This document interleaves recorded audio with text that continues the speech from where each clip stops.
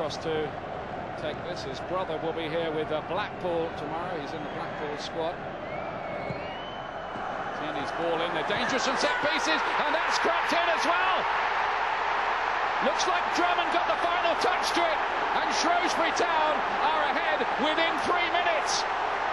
Well, everybody says that they are a massive danger from set pieces, and didn't they show it there? It's all about the quality of the ball in. You put it in like this, you get a chance to attack it. And look how far he is out there. More or less level with the penalty spot. Wonderful delivery, not a chance for the keeper. Fantastic textbook free kick. Terrific header, not a chance for the goalkeeper. That's perfection. Quality of the ball in, allows you to time your run. And look at that for a downward header. Perfect. Stuart Drummond is the scorer. Only his 5th goal of the season, and he's the first man to score in a playoff final at the new Wembley. The good hold-up play. Ryan Green.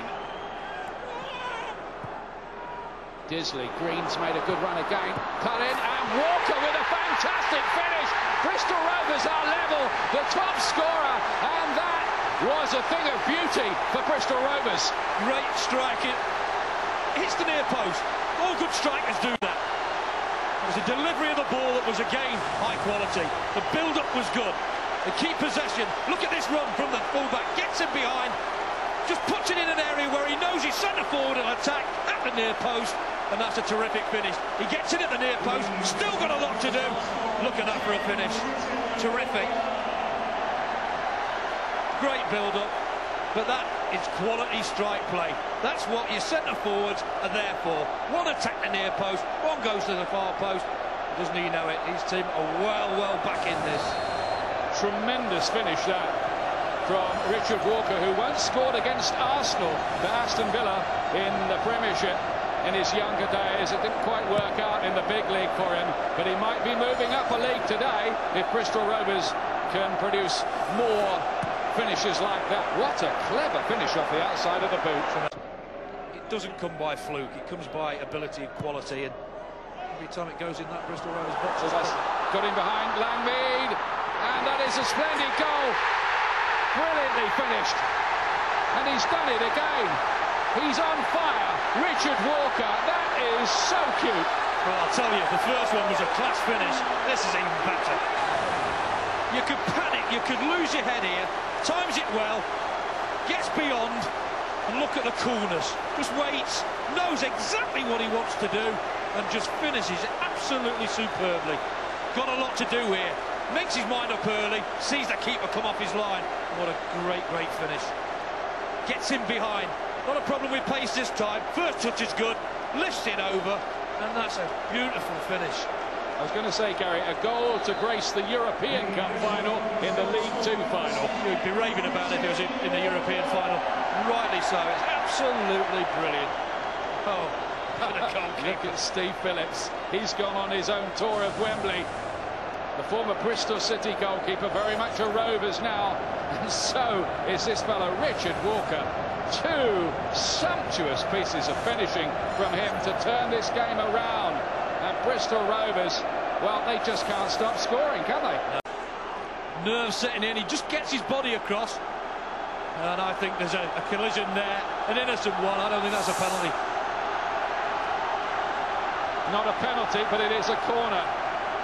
And Ashton, who's been devilish with his delivery all afternoon, plays it into the box. The goalkeeper had come forward, and the goal is empty now as Igo breaks. The goal is empty if he slides it. Sammy Igo, is he going to settle it? He has done. Bristol Rovers are going to be promoted to League One. Sammy Igo has put the icing on the cake for them, and the celebrations are wild among the Rovers fans and players. That is relief for you. How do they feel now, and how does he feel? Absolutely flat as a pancake.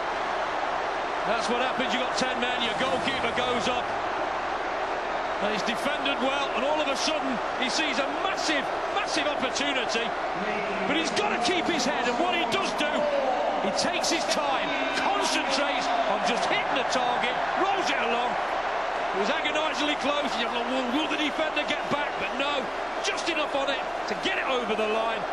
And the pure relief from everybody connected with Bristol Rovers was evident. What a moment for the club, and what a moment for Sammy Igoe, who's only in the side today, really, because Joe Jacobson's loan had run out. I'm sure they'd have been unchanged but for that. But Igoe has now scored at the Millennium Stadium and Wembley in the same season. Humphrey still for Shrewsbury. Want to come back again? Fortune West with a header and straight at the goalkeeper, just to confirm it isn't Shrewsbury's day, supporters. Well, they're on their way up to pick up their medals, these players. This is a day, whatever happens in the rest of their career, they will never, ever forget this day at the new Wembley. Well, just as impressive the steps as the old Wembley. It's a long walk up, winner or loser. I just hope they don't do what I did when I went and picked mine up when we beat Southampton. I dropped it, it bounced along the concourse. Did you retrieve it all right? In the end. I bet you got a bit of stick for that, didn't you, Just in the dressing room? Just a bit, yeah. Well, no wonder he's smiling, Richard Walker, because today he scored 2 dream goals, and what better place to do it than Wembley. And it proves that you don't have to blister in pace, intelligence, awareness. He had all those today. And a fair lump of skill as well, I think, Gary, wasn't it? Oh, tremendous finishes, 2 different finishes.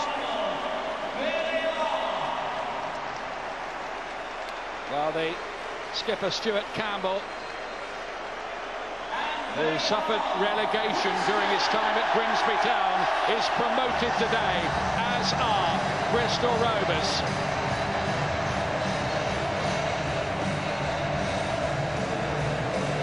And I'll tell you something, it's been a thunderous occasion today at Wembley. It only whets your appetites for the 2 other playoff finals to come. What support that is for a League 2 side. Exceptional, isn't it?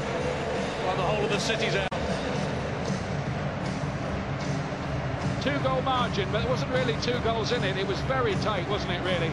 Shrewsbury was so close. Yeah, they had to throw everything they possibly could, including the goalkeeper. And there's always a chance they would get caught on the break, and it was into injury time.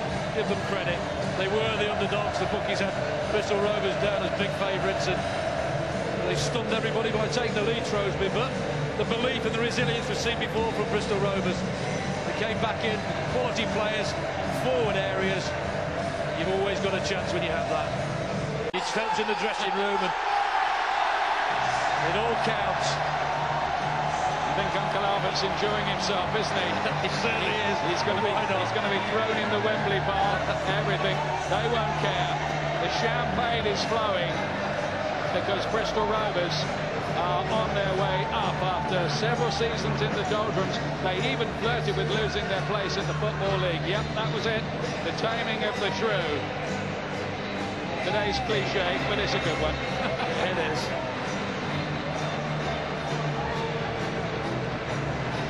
Now they can go on holiday and enjoy themselves. And they deserved it as well after 62 matches. Didn't quite do it in the Johnson's Paint Trophy against Doncaster, despite playing well in Cardiff, but they've done it here. And interestingly, both Walker and Igoe scored in both of those finals. That's something to tell the folks about, isn't it? It is. I mean,